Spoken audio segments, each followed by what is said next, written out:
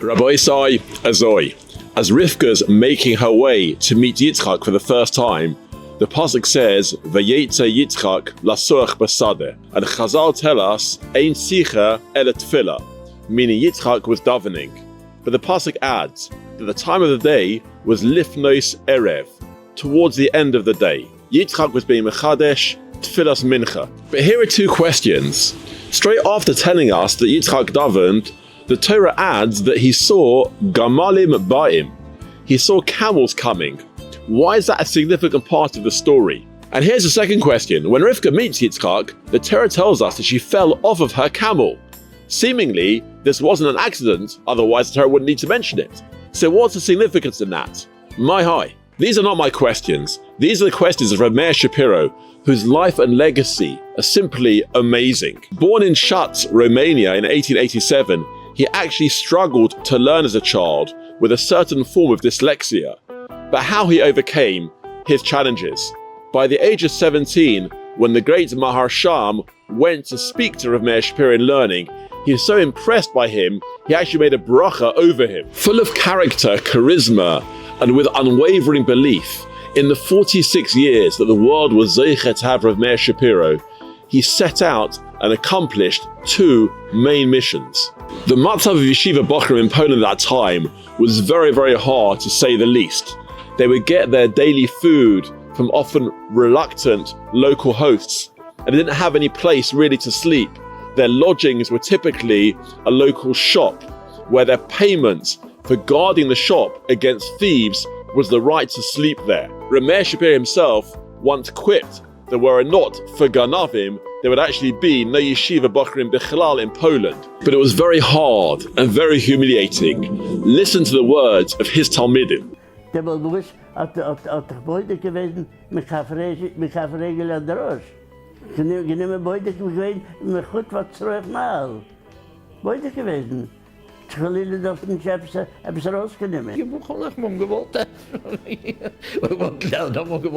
So Rav Meir Shapiro set out on a mission to bring the rightful honor and kavod to Bnei Yeshivas, and in the course of doing so, allow them to steig and flourish. He built, thanks to years and years of sweat and toil, and despite countless hardships and deterrents, the magnificent Yeshivas Chachmei Lublin.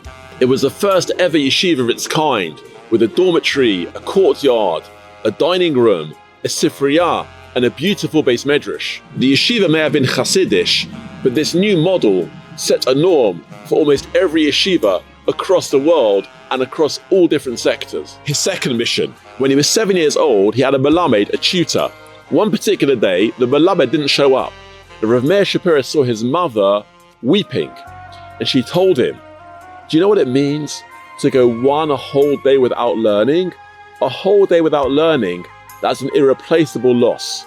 Those words, which he heard from his mother at such a young age, gave him the impetus to set up a system where every day a Yid would have a certain amount of learning to do. Daf Yomi. He first introduced the idea of Daf Yomi at the famous Knesset HaGadola in 1923 in Vienna. The idea was controversial. It had met with quite a lot of opposition. The Chaim knew about the idea before Rav Meir Shapiro announced it, and he told Rav Meir Shapiro, "You don't come into the conference at the beginning. Wait. Come half an hour late, and when you walk in, I'll stand up." He hoped that this would help the idea to be accepted. The rest, as they say, is history. Let's hear the words of his cousin, former Chief Rabbi, Rav Lau, speak at the Siyum Daf Yomi in the MetLife Stadium.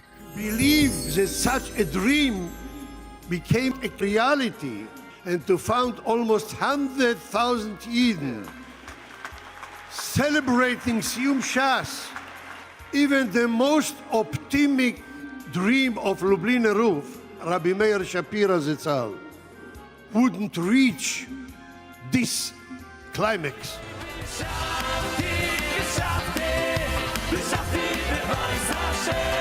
Back now to our two questions. Why does the Torah tell us that Yitzchak saw the camels? And why did Rivka fall off of her camel? Rav Meir Shapiro gives a beautiful answer. Avram was Mechadesh for the Shachris. Yaakov would later be Mechadesh, Ma'ariv. Those two tefillahs come at times in the day and night which are clearly unambiguous. Shachris heralds in the day, which is a time of hope, chesed. Ma'ariv beckons in the nighttime, which is a time of difficulty and struggle. During both of those times, we turn to Hashem. Lahagir b'boker chasdecha, v'munascha b'leilos. But Yitzchak was davening at a time of dimdumei chama, with Bein HaShmashes approaching. Bein HaShmashes is be'etzem, a time which is neither day nor night. It's essentially, by its very nature, ambiguous. And that represents, says Rav Meir Shapiro, a time in a person's life where they're really unsure what's going on, and tkufos in the existence of Klal Yisrael, which are very unclear, full of suffix. Yitzchak looked at that uncertainty in the eye and was mechadish tfilas mincha. And that's why he says that the Torah mentioned Yitzchak seeing the camels. A camel is essentially an ambiguous animal. It has a siman of kashrus, it chews the cud. On the other hand, it has a different siman, which is the siman of a non-kosher animal. It doesn't have split hooves. That symbolizes this impending tkufa of doubt. Rivka, on a camel, also understood what Bein HaShmashes meant, impending ties of uncertainty for her nation. But out of fear of that vision, she fell off the camel. She was unable to cope with the fear of that uncertainty. What an apt message for Rav Meir Shapiro to convey. His glory years came at a time of real uncertainty for Klal Yisrael. Communities, yeshivas, had been decimated by World War I, and yet it seemed there was possibility of renewal, rays of hope. He went and grabbed onto those rays of hope with all of his might. On a deeper level, his achievements deliberately united the period of the past with the period of the future.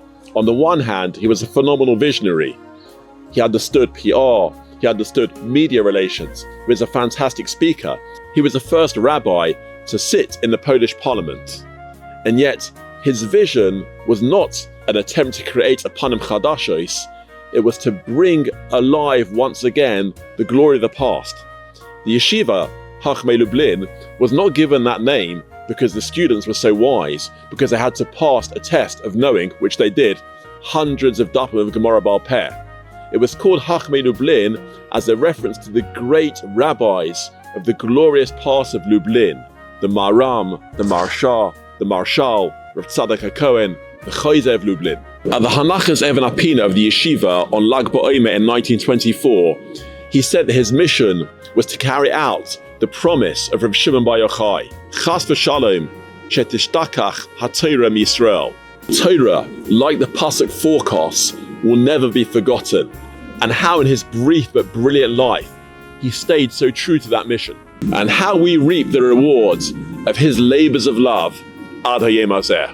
Oked Shabbos. If you have stories of Gedolim you'd like to share with us, please email glimpsesofthegadlus@gmail.com.